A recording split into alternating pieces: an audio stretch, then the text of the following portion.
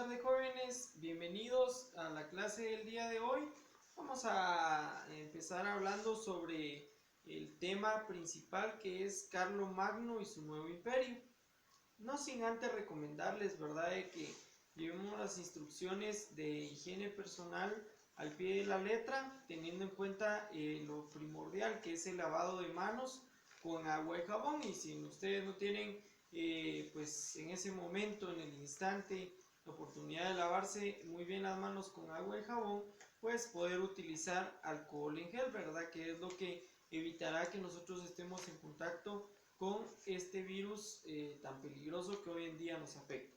Recordemos también, ¿verdad?, que el arma más poderosa para poder combatirlo es la petición a nuestro Dios que nos proteja a nosotros y a nuestra familia.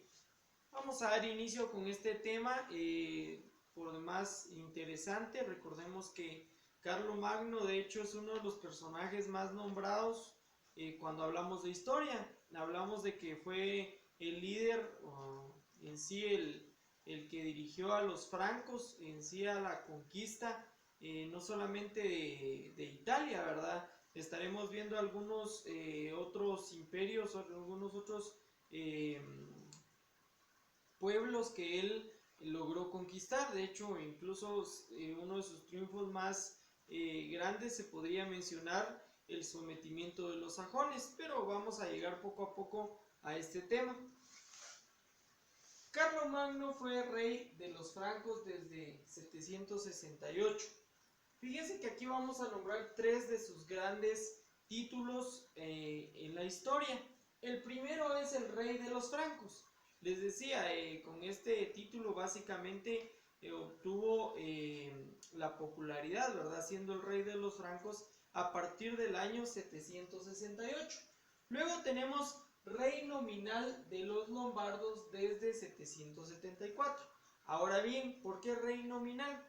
Él combatió a los lombardos cuando estos invadieron Italia. Entonces él básicamente defendió a Italia de los lombardos, sometiéndolos y convirtiéndose en el rey nominal. Perdón.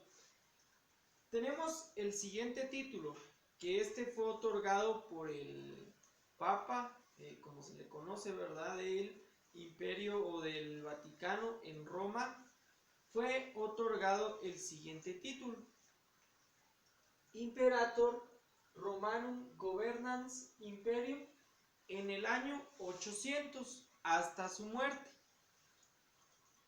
Este título básicamente fue el que lo consagró en la historia como uno de los líderes más potentes o más fuertes del mundo. De hecho, quiero contarles que este título se dio justamente al someter a los lombardos en la invasión que pretendían a Italia. De hecho, fíjense que Carlomagno fue hijo de el rey Pipino y también de Bertrada. Bertrada fue la mamá.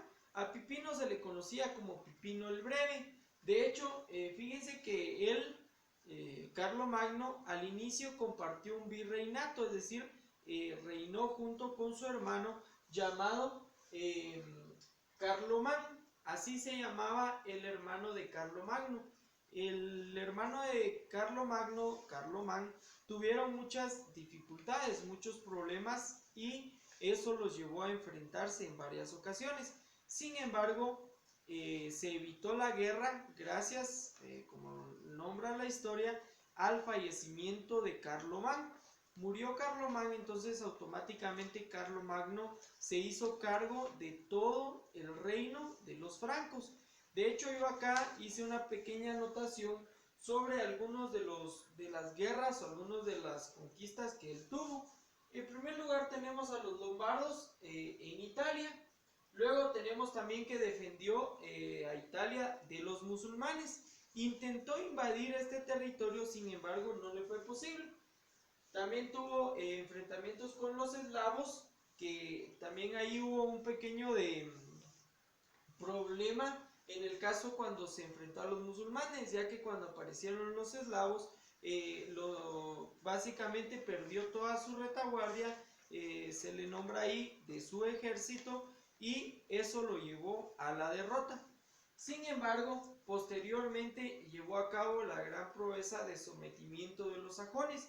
De hecho, ustedes recordarán que cuando hablamos de los sajones estamos hablando de uno de los pueblos bárbaros que posteriormente llevaron a la conquista y caída del Imperio Romano.